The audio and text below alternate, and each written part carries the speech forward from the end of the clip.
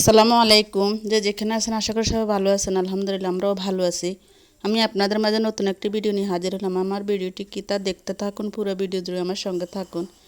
আজকে আমাদের বাড়ির পাশে প্রাইমারি স্কুলে এনআইডি কার্ড সংশোধন করে শুনছি, এজন্য আমরা যাইতেছি। আমার এনআইডি কার্ডে ভুল আছে, তাই আমি আর আমার হাজব্যান্ড যাচ্ছি এনআইডি কার্ড সংশোধন করার জন্য। আমার এনআইডি কার্ডে একটু ভুল আছে, ওটা সংশোধন করার জন্য এখন যাচ্ছি। দেখি কি করা যায়।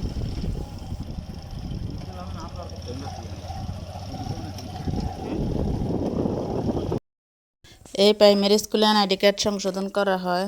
এটা আগে এত উন্নত ছিল না। আমার মেয়ে প্রাইমারি স্কুল থেকে 5 পাস করে গেছে।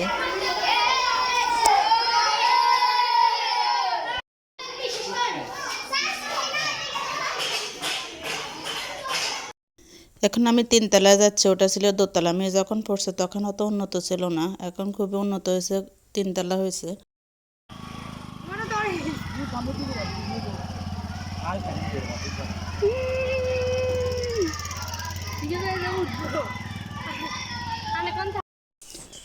আমি যে গেলাম আমার এনআইডি কার্ড সংশোধন করার জন্য, কিন্তু এটা হয় নাই। ওইখানে ভোটার আইডি কার্ড সংশোধন করা হয়, যারা মৃত তাদের ভোটার লিস্ট বাদ দেওয়া হয়, এবং যারা ভোটার লিস্ট তৈরি করে মানে নতুন করে ভোটার লিস্ট হবে তাদের নাম এখানে নেওয়া হয়।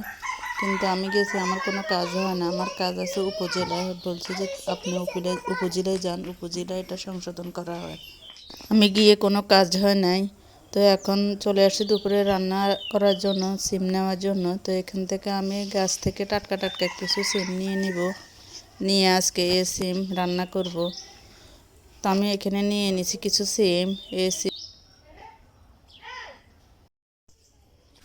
এখন আমি নিয়ে নিলাম এই সিমগুলো, দেখেন। এখন এগুলোকে আমি কেটে নিব। তো আমি সিমগুলো কেটে নিয়ে নিলাম, আর এর মধ্যে আমি দিয়ে দিব কিছু আলু, কারণ আমার বড় মেয়ে আলু খুব পছন্দ করে। আর এখন আমি চুলার উপরে বসাই দিলাম একটা পাতিলের মধ্যে পরিমাণ মতো পেঁয়াজ দিই। এখন এর মধ্যে দিয়ে দিচ্ছি আমি এর আগে মাছ ভাজি করে নিয়েছি। ওই ভাজা মাছের যে তেল বাইর হয়েছে, পাঙ্গাস মাছ দিয়ে আজকে সিম আলু রান্না করব। ওই পাঙ্গাস মাছের তেল বের হয়েছে। এখন ওই তেল দিয়ে আমি সামান্য একটু নেড়ে চেড়ে এর উপরে দিয়ে দিলাম সিম আলু। আমি এইভাবেই রান্নাটা পছন্দ করি। যে যেভাবে রান্না করেন সে ওইভাবে রান্না করে, আমি এইভাবে করি। তো এর মধ্যে আমি একটু নেড়ে চেড়ে এটাকে একটু হালকা ভেজে নিব। তরকারি সিম আলুটাকে ভেজে নিয়ে এরপর আমি এক এক করে সকল কিছু দিয়ে দিচ্ছি পরিমাণ মতো রসুন বাটা, পরিমাণ মতো জিরার গুঁড়া, পরিমাণ মতো হলুদের গুঁড়া, আর দিয়ে দিচ্ছি পরিমাণ মতো মরিচের গুঁড়া, পরিমাণ মতো লবণ দিয়ে সকল কিছু দিয়ে আমি নেড়ে চেড়ে এগুলাকে একটু ভেজে নিব। ভেজে নেওয়া পর্যন্ত সবাই অপেক্ষা করুন। পুরো ভিডিও জুড়ে আমার সঙ্গে থাকুন, দেখতে থাকুন।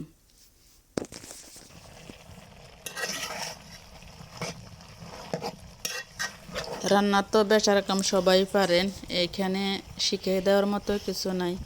তারপরও বলি, যারা নতুন একদম নতুন তাদের কিছু উপকার হবে, এই জন্যই বলে দেওয়া হয়। তো আমার তরকারিটা কষানো হয়ে গেছে। এখন এর মধ্যে আমি দিয়ে দিচ্ছি পানি।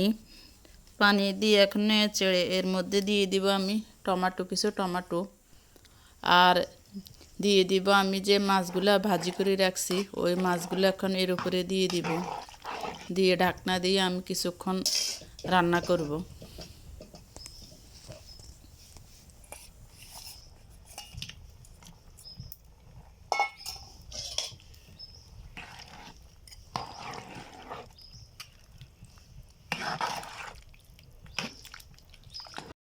এই যে আমার তরকারিগুলো গনাই আসছে। এখন এর মধ্যে আমি দিয়ে দিচ্ছি কিছু ধনিয়া পাতা দিয়ে নেড়ে চেড়ে আমি তরকারিগুলো নামিয়ে ফেলবো। আমার তরকারি রান্না শেষ। এখন আমি চুলা থেকে নামিয়ে ফেললাম। দেখুন অনেক সুন্দর একটা কালার আসছে। ভিডিওতে বোঝা যায় কম, কিন্তু বাস্তবে খুবই সুন্দর একটা লোভনীয় একটা কালার আসছে। এবং নিজের হাতে রোপণ করা গাছের সিম রান্না করলে অসাধারণ একটা মজা হয়, আলাদা একটা টেস্ট হয়। যারা নিজেদের আছে তারাই বুঝেন। বসো। আর যেটা বড় সেকখান মাছ দিস। না আরো ছোট কর। ছোট্ট দিব। আর আলু দিয়ে মাছ দিয়ে না। আচ্ছা। বিসমিল্লাহির রহমানির রহিম। আম্মু আর আলু দেন না মাছ দিয়ে না। এটা রুই মাছ নেই এটা।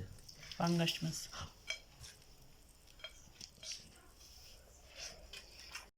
যারা ধৈর্য সহকারে এতক্ষণ পর্যন্ত আমার সঙ্গে ছিলেন তাদেরকে অসংখ্য ধন্যবাদ। আর ভিডিওটির কোনো অংশ যদি আপনাদের থেকে একটু ভালো লাগে তাহলে লাইক কমেন্ট শেয়ার সাবস্ক্রাইব করে পাশে থাকবেন, পাশে বেল আইকনটি বাজিয়ে দিবেন। আর কোনো ভুল ত্রুটি হলে ক্ষমা করবেন। যারা ফেসবুক পেজ থেকে থাকেন তারা ফলো করে লাইক দিয়ে পাশে থাকবেন। আজকের মতো আল্লাহ হাফেজ।